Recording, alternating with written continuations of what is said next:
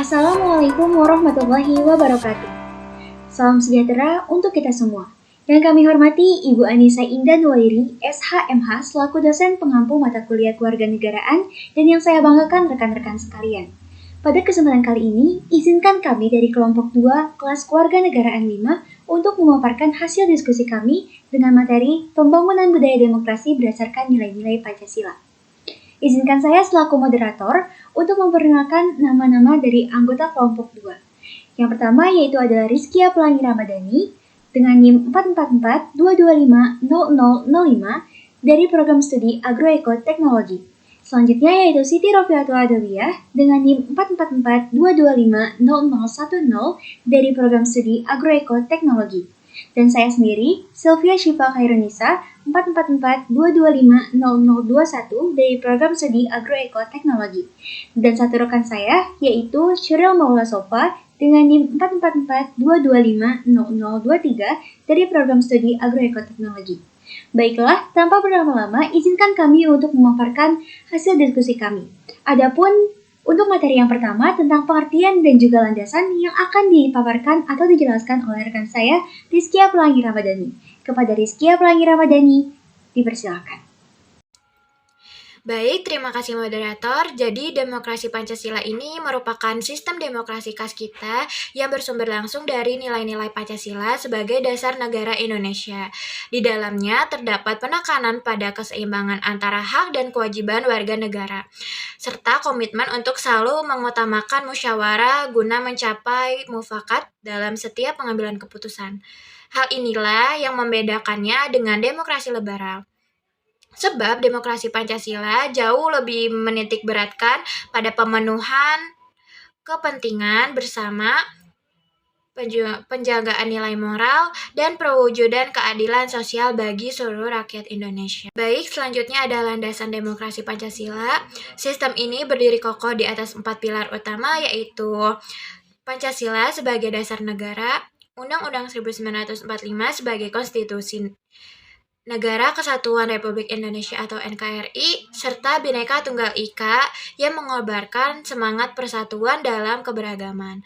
Melalui keempat landasan tersebut, kita dapat memastikan bahwa seluruh proses dan dinamika demokrasi yang berjalan di tanah ini akan selalu bergerak selaras dan tidak melenceng dari kepribadian asli bangsa Indonesia. Baik, saya kembalikan ke moderator. Baik, terima kasih kepada rekan saya, Rizkia Pelangi Ramadhani yang telah memaparkan hasil diskusi tadi. Selanjutnya yaitu materi selanjutnya tentang konsep dan urgensi budaya demokrasi hingga nilai dalam budaya demokrasi Pancasila yang akan dijelaskan oleh rekan saya, Curil Maula Sofa. Kepada Curil Maula Sofa, dipersilakan. Terima kasih moderator. Selanjutnya ada konsep dan urgensi budaya demokrasi. Teman-teman, kalau kita bicara soal budaya demokrasi, sebenarnya poin utamanya ada di definisi ini. Budaya demokrasi adalah pola pikir, sikap, dan perilaku masyarakat yang sudah menjadi kebiasaan dalam mencerminkan nilai-nilai demokrasi dalam kehidupan sehari-hari. Tapi kalau kita bahasakan lebih simpel, sebenarnya budaya demokrasi itu bukan sekedar kepatuhan sama aturan negara, tetapi bagaimana kita bersosialisasi atau bergaul dengan orang lain. Kalau kita sudah paham budaya demokrasi, kita bakal punya kesadaran batin untuk pertama, benar-benar menghargai perbedaan pendapat, kedua, menaati keputusan bersama, yang ketiga, bertindak adil sesuai hati nurani.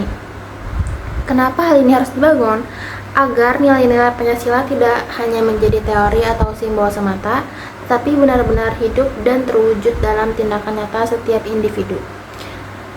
Membentuk karakter bangsa yang terampil dalam mengambil tindakan yang bersifat demokratis, mampu mengambil keputusan secara bijaksana, dan menyelesaikan konflik dengan cara yang beradab. Jadi intinya budaya demokrasi itu bukan cuma teori di buku, tetapi bagaimana kita membawa nilai-nilai itu dalam pergaulan sehari-hari agar hidup kita bisa jauh lebih adil dan damai. Selanjutnya ada ciri-ciri budaya demokrasi Pancasila. Nah, apa sih ciri-ciri khas dari budaya demokrasi kita?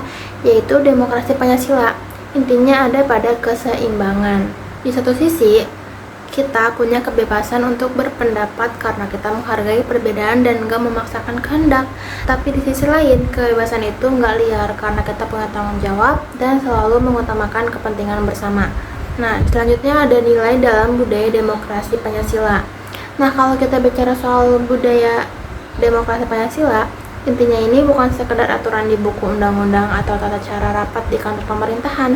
Jauh lebih dalam dari itu. Ini adalah karakter kita sebagai bangsa Indonesia. Ada 3 poin penting yang bisa kita garis bawahi. Pertama, musyawarah itu budaya, bukan cuma formalitas. Sila keempat itu bukan cuma soal kumpul terus voting, tapi soal gimana kita benar-benar menghargai keputusan bersama. Kita mengutamakan mufakat supaya nggak ada pihak yang merasa kalah atau ditinggalkan.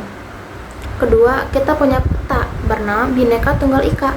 Dalam demokrasi Pancasila, perbedaan itu bukan penghalang, justru itu adalah kekuatan bangsa. Kita menghormati kalau setiap orang punya hak dan kewajiban yang sama di mata hukum, tanpa memandang latar belakangnya. Ketiga, ini soal kedewasaan. Saat keputusan sudah diambil, sikap kita harus sportif, menerima hasil dengan adil, bertanggung jawab, dan tidak bawa perasaan. Inilah wujud nyata dari nilai keadilan sosial, menjadi warga negara yang dewasa dan enggak egois. Saya kembalikan kepada moderator. Baik, terima kasih kepada Curil Maula Sofa yang telah memaparkan materinya. Materi selanjutnya yaitu tentang tantangan dalam penerapan budaya demokrasi hingga studi kasus yang akan dijelaskan oleh rekan saya, Siti Rofiatul Adawiyah. Kepada Siti Rofiatul Adawiyah, dipersilakan.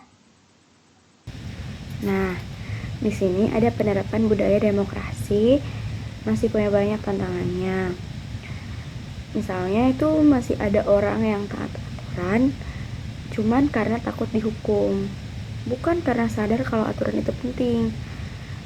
Penting itu untuk bagian bersama. Nah, selain itu, media sosial juga sering jadi tempat penyebaran hoax atau berita palsu yang bisa bikin orang mudah salah paham dan akhirnya terjadi konflik. Masalah lain juga terlihat dari sikap intoleransi dan susah menerima pendapat orang lain. Padahal dalam demokrasi itu setiap orang bebas menyampaikan pendapatnya. Namun masih ada yang suka memaksakan kehendak sendiri dan tidak mau menghargai perbedaan. Kadang juga cara dipakai untuk memecah belah masyarakat. Hal-hal seperti ini itu menunjukkan kalau nilai-nilai demokrasi Pancasila masih perlu diterapkan lebih baik lagi dalam kehidupan sehari-hari. Nah, di sini juga ada budaya demokrasi yang bisa dibangun mulai dari hal-hal sederhana, yaitu salah satunya lewat pendidikan, baik di rumah, sekolah, maupun lingkungan masyarakat.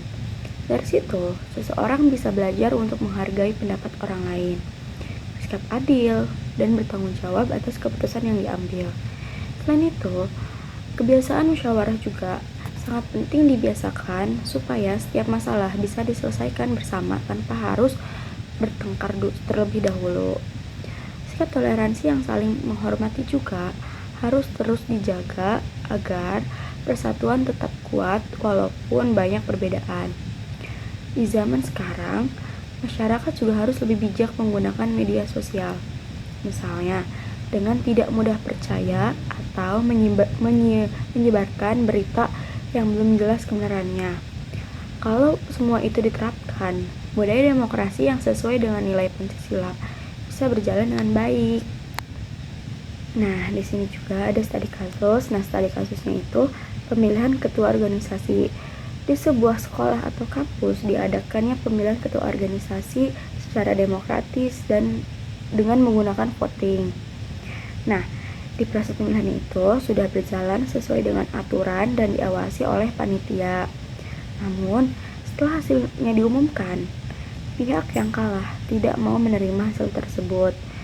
Lalu mereka menuduh adanya kecurangan tanpa bukti yang jelas dan mulai menyebarkan isu-isu negatif di media sosial.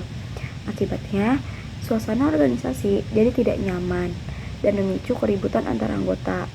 Sikap seperti ini menunjukkan bahwa masih kurangnya sikap dewasa dalam berdemokrasi. Padahal, dalam demokrasi itu, Setiap keputusan bersama harus dihargai, dan kalau ada masalah, sebaiknya diselesaikan lewat musyawarah, bukan dengan provokasi atau menyebarkan fitnah. Tindakan tersebut juga bertentangan dengan nilai Pancasila karena bisa merusak persatuan, tidak menghargai orang lain, dan tidak mencerminkan sikap musyawarah yang baik. Saya serahkan ke moderator. Baik, terima kasih kepada Siti Rofiatul Adawiyah yang telah menyampaikan materinya. Materi selanjutnya yaitu tentang dampak sikap anti-demokrasi yang akan dijelaskan oleh saya sendiri. Oleh karena itu, izinkan saya untuk menyampaikan materi ini. Adapun dampak dari sikap anti-demokrasi beberapa di antaranya yaitu runtuhnya kepatuhan hukum. Norma dan keputusan kehilangan kekuatan mengikat karena tidak dihormati. Hal ini terjadi ketika masyarakat mulai menganggap aturan tidak penting untuk dipatuhi. Jika keputusan bersama selalu ditolak dan dilanggar, maka hukum akan kehilangan wibawa di mata masyarakat. Yang dimana akibatnya kehidupan sosial menjadi tidak tertib karena setiap orang merasa bebas bertindak sesuai keinginannya sendiri. Adapun dampak selanjutnya yaitu adalah perpecahan sosial. Terjadi polarisasi tajam yang memutus tali persaudaraan dan memicu konflik. Nah, sikap anti-demokrasi ini membuat masyarakat mudah terpecah menjadi kelompok-kelompok yang saling bermusuhan, di mana perbedaan pendapat yang seharusnya dapat diselesaikan dengan dialog justru berubah menjadi konflik dan juga kebencian. Jika dibiarkan terus-menerus, kondisi ini dapat merusak persatuan dan juga keharmonisan dalam kehidupan bermasyarakat. Dan yang ketiga, hilangnya kepercayaan. Proses demokrasi dan institusi kehilangan kredibilitas di mata masyarakat. Ketika demokrasi dipenuhi dengan fitnah, provokasi, dan juga tuduhan tanpa bukti, masyarakat akan kehilangan rasa percaya terhadap sistem maupun lembaga yang ada. Akibatnya, masyarakat menjadi apatis dan tidak lagi percaya bahwa demokrasi dapat membawa keadilan dan kesejahteraan bagi bersama. Adapun dampak selanjutnya yaitu kualitas SDM menurun. Masyarakat gagal terbentuk menjadi warga yang dewasa, cerdas, dan juga bertanggung jawab. Nah, lingkungan yang penuh konflik dan juga penuh dengan sikap anti-demokrasi membuat masyarakat tidak terbiasa berpikir kritis dan menyelesaikan masalah secara bijak. Generasi muda juga dapat meniru perilaku provokatif dan intoleran, sehingga kualitas sumber daya manusia dalam masyarakat akan semakin menurun seiringnya waktu. Dan adapun dampak yang terakhir yaitu pelanggaran hak orang lain, di mana kebebasan disalahgunakan untuk menekan, mengintimidasi, dan merugikan pihak lain. Nah, dalam demokrasi, kebebasan berpendapat itu memang penting, akan tetapi tetap harus disertai dengan rasa tanggung jawab. Nah, jadi rasa tanggung jawab ini penting.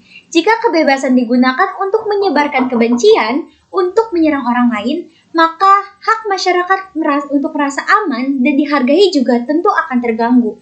Oleh karena itu, marilah kita hindari sikap-sikap anti-demokrasi ini. Itu tadi merupakan hasil dari diskusi yang kami lakukan, yang kami rangkum menjadi materi-materi yang dapat kami presentasikan kepada teman-teman sekalian.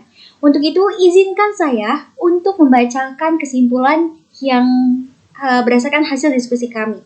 Adapun kesimpulannya sebagai berikut, di mana pembangunan budaya demokrasi di Indonesia pada hakikatnya adalah upaya untuk menghidupkan kembali nilai-nilai luhur yang terkandung di dalam Pancasila. Demokrasi bukan sekedar soal memilih pemimpin atau mengambil keputusan, melainkan soal bagaimana kita bersikap dan bertindak sebagai manusia yang beradab. Keberhasilan demokrasi sangat bergantung pada kemampuan setiap individu untuk mengimplementasikan nilai-nilai tersebut dalam kehidupan yang nyata. Oleh karena itu, kita dituntut untuk menjadi pribadi yang terampil dalam mengambil tindakan yang bersifat demokratis, yaitu tindakan yang beretika, menjunjung tinggi persatuan, dan selalu berorientasi pada keadilan. Baik, mungkin demikian pemaparan materi yang dapat kami sampaikan. Terima kasih atas perhatiannya. Apabila terdapat kekurangan dalam penyampaian maupun pembahasan materi, kami memohon maaf yang sebesar-besarnya. Semoga materi yang telah dipresentasikan dapat menambah wawasan dan bermanfaat bagi kita semua. Saya selaku moderator pamit undur diri. Terima kasih. Wassalamualaikum warahmatullahi wabarakatuh.